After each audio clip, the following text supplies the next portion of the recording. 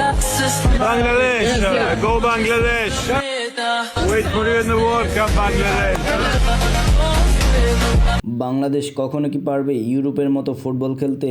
এই প্রশ্নের উত্তর যেন দিলেন অনূর্ধ্ব-17 ফুটবলাররা। এ যেন বাংলাদেশ নয়, এক টুকরো ইউরোপের যুবারা ফুটবল খেলছে।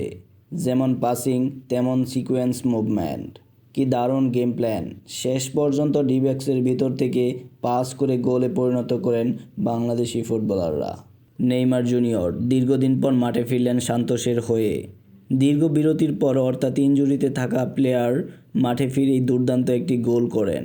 গোল করার পরে নেইমারের উদযাপনটিও ছিল একরকম দেখার মতো। কি দুর্দান্ত নাচ!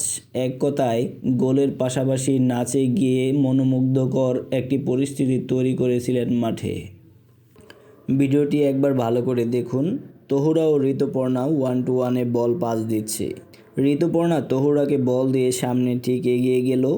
বল রিসিভ করে তহুরা ও ঋতুকে দুর্দান্ত একটি পাস দেন। যদিও বলটি গোল হয়নি, কিন্তু অপরদিকে বাংলাদেশের পুরুষ ফুটবলাররা কতটা বোকামের খেলা খেলে দেখুন।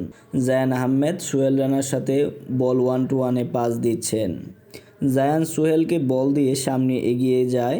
তারপরের দাবি হচ্ছে সোহেল জায়ানকে বল পাস দিবে, কিন্তু সোহেল রানা সেটি না করে অন্যদিকে শট করেন। লামিল ইয়ামাল বর্তমানে অন্যতম উদীয়মান সেরা ফুটবলার। একবার এই অ্যাসিস্টটি দেখলেই আপনি বুঝে যাবেন কী পরিমাণ ট্যালেন্ট তার ভিতরে লুকিয়ে রয়েছে। বল পাওয়ার পর ইয়ামাল 3 জনকে দুর্দান্তভাবে কাটান।